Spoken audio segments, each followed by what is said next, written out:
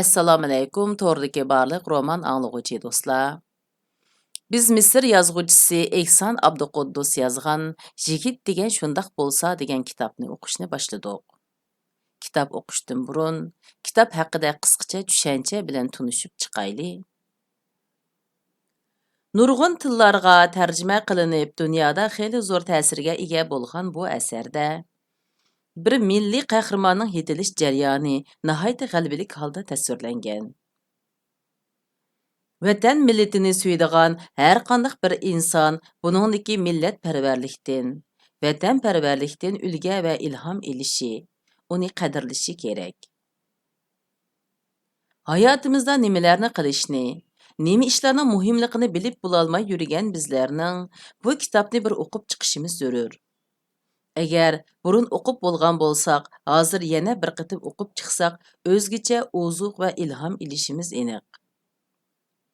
O'qirmanlarning bu kitobni ulug' yozuvchimiz Zordun Sabirning ulug' romani Ana yurt bilan o'xshash o'rinda qo'yib o'qib chiqishni umid qilaman. Bu kitobning muallifi aytgandek, qahramon o'zi paydo bo'lmaydi. Uni xalq yaratadi. O'zini tarbiyalab o'stirgan xalqi uchun, millati uchun, ajdodlarining qabrisi qotirilgan vatani uchun jon fido qila oladigan qahramonlari bor xalq yo'qolmaydi va qul bo'lmaydi. Yoki qulluqdan hamon qutula oladi. O'z vatanini so'ygan odam o'z vatanini jon tikib qo'g'daydi. Uning g'ururi, inovatini hech kimning dafsanda qilishiga yo'l qo'ymaydi.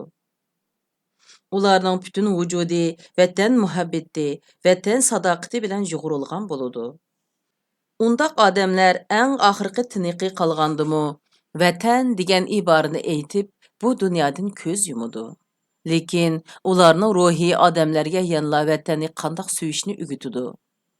Ajdodlarimizdan Sodir Palvon, Nuzugum, Timur Xalifa, Xo'janiyaz Hojim, Abduxoliq Uyg'ur, Ahmadjon Qosimi, Rizvongul va boshqa vatan millat yo'lda jon bergan sonsizlig'an nomsiz o'g'lonlar dal ana shundoq odamlar edi.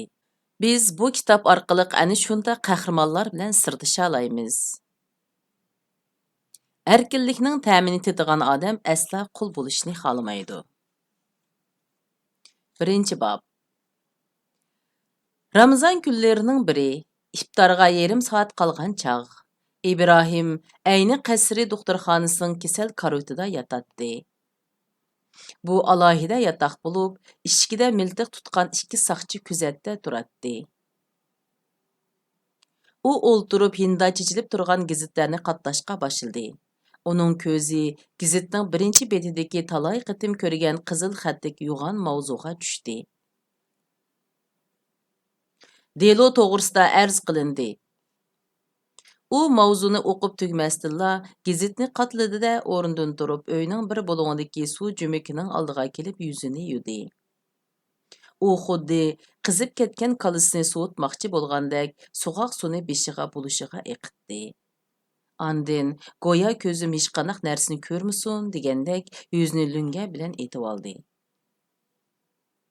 İbrahim kechilik kiyimini silib etib, ko'ngliki va shimini kiydi. Karvatda o'ltirib oyog'ini kiydi. Qo'lini tushakning ostiga tiqib sepash turdi. Qo'liga kichik qattiq bir narsa urilgandek bo'luvdi. Uni darhol elib oldi-da, olqinidagi narsaga xuddi bovoq bolaga qaragandek ko'zini uzmay qarabla qoldi. Uning shu qarashida echinish aralash masxara bor edi. Bu Bronovik markalik tapancha bo'lib, u burun bundaq tapanchini bekla kichik, bolalar o'yinchiga o'xshaydi deb ko'zga ilmaydi. Uning qo'liga tunja olg'inimi mushundaq kichkina tapancha edi. U chaqlarda u texi 17 yoshga to'lmagan bola edi. Keyin cho'ng yigit bo'lib, mavzirlarni tutdi. Halbuki bugun yana bu kichik tapanchini qo'liga elishga majbur bo'ldi. Bu ish uningga ixtiyorsiz holda o'smirlik davrini eslatdi. İbrahim go'yo intayin qimmatlik aslimisini yoshirgandek, tapanchini shimining yanchuqiga avaylab soldi. O'rnidan turib, uy ichida mengishga boshladi. Keyin öydeki birden-bir o'rindiqqa kelib o'ltirdi. Soatiga qarab qo'yib, cho'nqur uf tartdi. Keyin yonida turgan bir jurnalni ilib, uningdagi kino cho'ponlariga doir xabarlarni o'qishga boshladi. Misr kino cho'ponlariga doir xabarga hammala odam diqqat qiladi ekan. İbrahimning beshiga mushundaq cho'ng balo qazo kelgan bo'lsa-mu, Fatin Hamama yanala rolga chiqib yuribdi. İmad hamdimu o'xshashda chiroydan nur yog'dirgan holda bahramon yuribdi. Bütün Misrmu bir o'g'lonining o'zi uchun o'layotganligi, o'limga hukm qilinayotganligi, darga isildiganligidan qilcha xabari yo'q. U ochiqlangan holda jurnalni yerga tashlab etib, o'z-o'ziga so'zlab ketdi. Men o'lmasligim kerak. Ularning meni xolgancha bir taraf qilishiga yo'l qo'ymayman. Uning qalbida g'azab o'ti yalqinjaydi. Ammo chiroyidan hech qanday ifoda ko'rinmaydi. Agar siz uning ko'ziga sapsilib qaramasangiz, nimalarni o'ylayotganligini qilcha bilmaysiz. Hatto uni hozir nihoyatda baxtli o'xshaydi debmi o'ylab qolasiz. Shunga Fatin Hamama yangi kinoda rol ilivergan. İmad hamdi bo'lsa xushal yurivergan edi. İbrahimning xarakteri mana mushundaq edi. Uning hissiyoti faqat ko'zlarida oz-to'la ifodalanib turardi. Chiroyda bo'lsa hech qanday o'zgarish yo'q edi. Shu qiyofati bilan u sizni o'ziga moyil qilib olaydi. Siz as hushingizni yo'qotdingiz. İxtiyorsiz uni yaxshi ko'rib qoladingiz va uningga ishnatdingiz. Mushi chiroydagi odamning qahramon ekanligini hargizmi xiyolingizga keltira olmaydingiz. Balki İbrahim o'zimi qahramon bo'lib qolganligini zodila xiyoliga keltirib baxmagandi. U suratining bir kun ichida har qaysi cho'ng gazetlarning birinchi betiga besilishi, ayol qeyr yoshning o'zi to'g'risa so'zlashishi, butun mamlakatning diqqati o'ziga qartilib qolganligini o'ylabmi baxmagandi. U o'zida jahonni zilzilaga keltiradigan qahramona bir ish qilay deydigan maqsadning bor yo'qligini bilmaydi.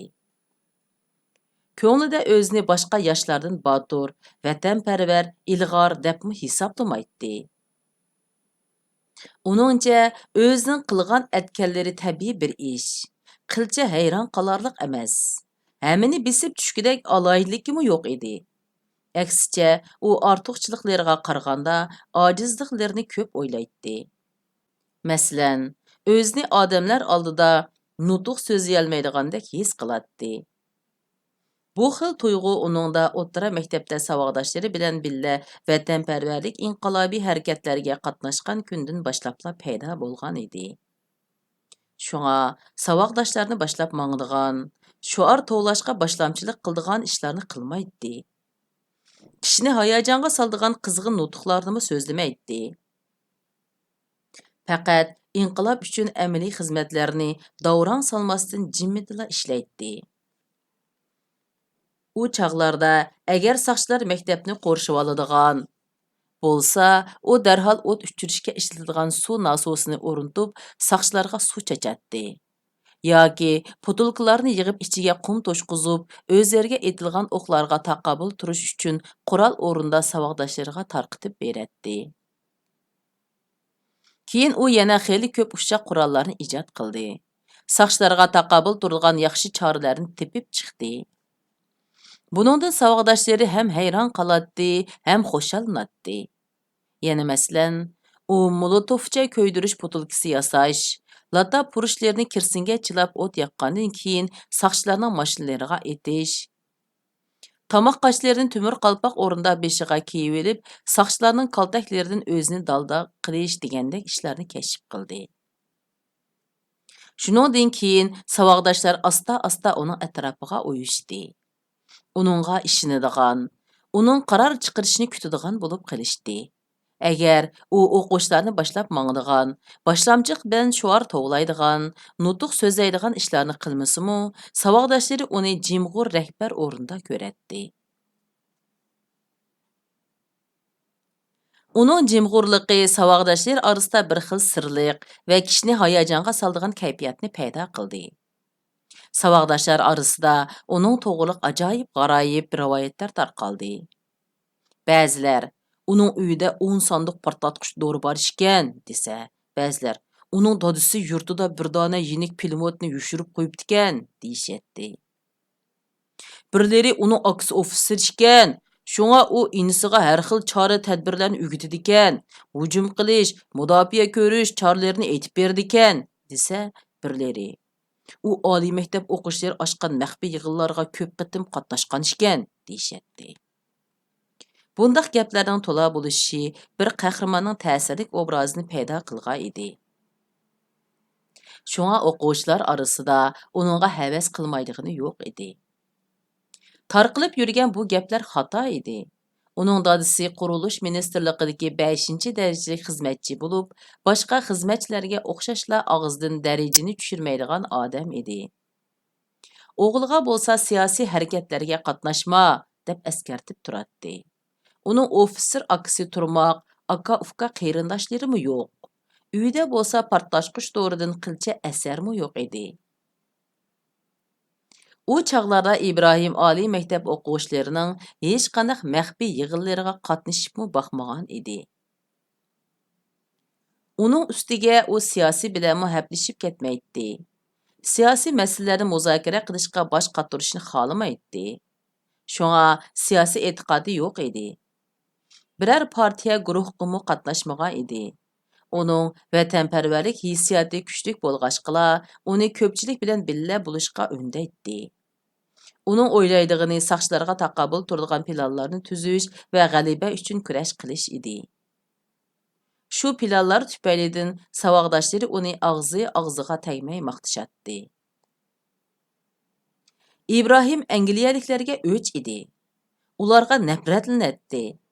Har qitim biror Angliyalikni uchirtib qolsa, uningga o'zining izzat hurmati tushib ketayotgandek bilinadi. Ammo u mustamlikachilikning mohiyatini tushunmaydi. Angliyaliklarning shu topda uning vatanining sop qinini sho'rayotganligini tunib yetmagan edi. İbrahim podshohga o'ch edi. Bek vazirlarga nafratlanadi. 1936-yildagi shartnomani bekor qilish tarafdori edi. Harbiy idora qilishni amaldan qoldirishni talab qiladi. Qallasida bu xiyollarning qanday paydo bo'lib qolganligini o'zimi uqmaydi. Uningda bu ko'pchilikning talabi, xalqning talabi degan sezgular bor edi xolos. U chaqda İbrahim 17 yoshga kirgan bo'lib, Saidiya o'rta maktabining o'quvchisi edi. Bir kuni uningga havas qilgan o'quvchilarning biri bir dona kichkina Bronovik markalik tapancha bilan bir quta o'q akilib berdi. Bu uning cho'ng bo'lib tunji qitim tapancha ko'rishi edi. U o'quvchi İbrahimning ko'ziga qarabmi qo'ymadi. Agar qaragan bo'lsa, tapanchini uyan-buyan o'rib sinchilab qarayotgan İbrahimning ko'zlarining bo'lakcha chaqnab ketganligini ko'rgan bo'ladi. Balki u o'quvchi men İbrahimga odatdagila bir narsani akilib berdim. Bu uning qahramonlik jasoratiga toza mas kelmasligi mumkin deb o'ylagandi. İbrahim tapanchini ilib uyiga qaytdi. O'zini eng kuchli inson, ismi jismiga loyiq qudrat egisi deb bildi. Amdi bu kichkina narsa bilan u barliq dushmanlarni, vatanining dushmanlarini yo'qota oladi.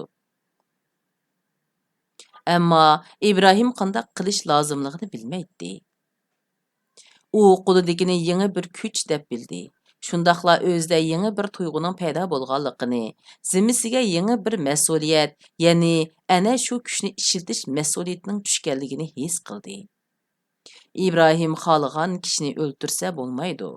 Chunki u qotil emas. Yana kelib qotil bo'lib qilishni xohlamaydi. Shundaqdimi u yanada bu kichkina narsa bilan cho'ng ish qilg'ili bo'lganligini his qiladi. İbrahim tapancha bilan bir quta o'qni elib uydan chiqdi.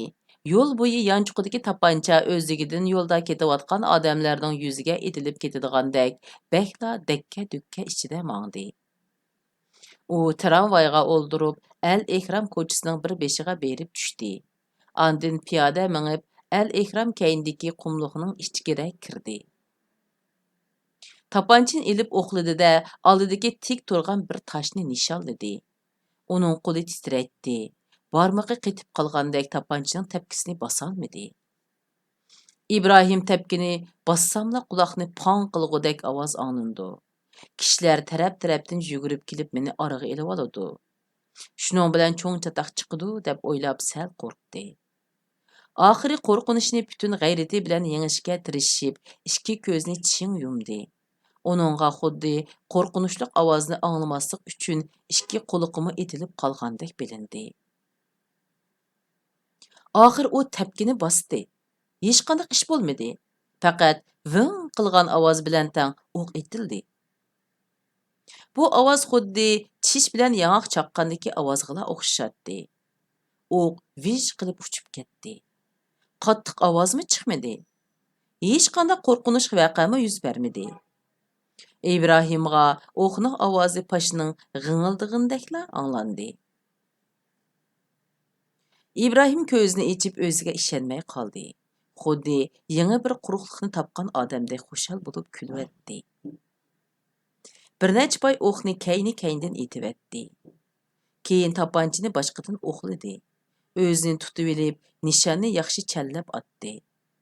Uning bu holati xuddi setib olgan oliy sortliq itini o'zining diginini qildirishga ko'ndirayotgan odamga o'xshatdi. İbrahim tapanchini yaxshi ko'rib qoldi. Şuna uxlaganda tapanchini yostiqining ostiga bostirib qo'ydigan, uyg'onibla tapanchini ilib ko'radigan bo'ldi. Maktabga manganda tapanchini ishkapga tiqib qo'yatdi. Maktabdimi asiyadi tapanchitla bo'ladi. İbrahim uchun tapancha uning bilan muhabbatlashayotgan qizning o'zi edi. Darsdan tushganda u aldirab-saldirab uyga kelatdi-da, hujrasiga kirib ishni ching etib oladi. İşkapdan təşna bo'lib ketgan narsasini olgandek tapanchini oladi. Uni ixtiyorsiz ching siqimdab, xuddi so'ygunini silgandek silab ketadi. Va so'ygunining kiyimini soldirganga o'xshash uni avaylab chuvitdi. İşıq o'tiga giribdor bo'lganlar muhabbat romanlarini o'qishga amroq kelganidek, İbrahim amdi razvedka romanlarini ko'p o'qiydigan, Amerikaning jambozlik, zo'ravonlikqa qarshi turish qattiqlik tasvirlanadigan kinolarini ko'radigan bo'ldi. Uning ko'zi hadisla tapanchadan neri ketmaydi. Uning qanday karomatlarni ko'rsatganligi xususida İbrahim ko'p o'ylamaydi. İbrahim her peyshanba kuni tushdan keyin, juma kuni tushdan avval tapanchisini ilib, Əl-Ekram keyindagi qumliqqa berib qarg'a atadi. O'qning ovozi uningga go'yo oshiq ma'shuqlarning suyishidek anglatdi. Oxir u atqan o'qi zoya ketmaydigan margan bo'ldi. Ko'rgan kinolaridan, o'qigan kitoblaridan turli holatda turib tapancha etishni o'rganib oldi. Keyincha ko'zni yumibmi atalaydigan, aynakka qarab kayniga challabmi atalaydigan bo'ldi. U dastlabda yo'g'on bir toshni nishon qilgan edi, keyinroq bir jirisliq tanga pulni, ondan 2 jirisliq tanga pulni challab atalaydigan bo'ldi. U nishonga tekizolmay qolgan chog'larda og'ringan holda tapanchasiga qarab, "Azizim, bu nim bo'lg'ini?" dedi. Ondan kulib qo'yib, xuddi tapancha javob bergandek, "İbrahim, bu hisob emas" deb qo'yatdi. U tapanchaga shunchalik amroq bo'lib ketdiki, uni azizim deb ataydigan bo'ldi. Yeshi kichik bo'lgani bilan u xeyli ho'sh qallisi bor bola edi.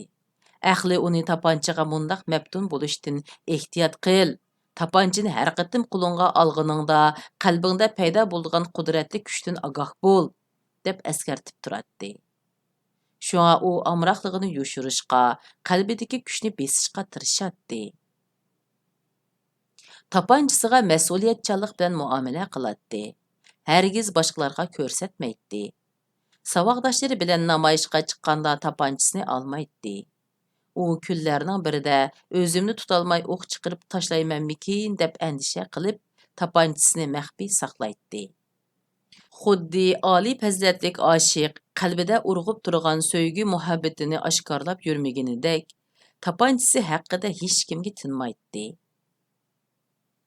Uning qalbida vatanparvarlik hissiyoti urg'ub turadi. Birdan-bir havisi tapancha edi. U ana shu holatda o'rta maktabni tugatib, qonun institutiga kirdi. Yangi savodoshlari orasidami burunqi o'rnini, ya'ni jimg'ur rahbarlik o'rnini saqlab qoldi. U o'zini hargiz boshqalardan ustun sanamaydi. Lekin boshqalar ixtiyorsiz holda uning rahbarligiga bo'ysunatdi. Hatto uni ko'ziga ilmaylichu deydigan o'quvchilarmu yomon deyishga asos topolmaydi. Bundaq o'quvchilarning ko'pinchisi har qanday partiya guruhlarining odamlari bo'lib, Ibrohim ularning ko'z qarashlariga raddiya bermaydi. Aksicha ularning so'zlarini xuddi dars anglagandek anglaydi. Hech qanday partiya guruhda bo'lmag'achqa, ularning munozaralariga qatnashmaydi. Ular bilan huquq manfaat talashmaydi. Boshqalarni boshlabmi mangmaydi. Faqat qo'shin ichida o'z rolini joriy qildiradi. Shundoq bo'lsa-mu, uning ta'siri qo'shin boshlab mangan odamninkidan zo'r bo'ladi. Shundoq qilib bu qitimliq roman o'qishimiz mush yergacha bo'lsin. Davomini kelar qitim o'qayli. Xayr xo'sh, Allohga omonat.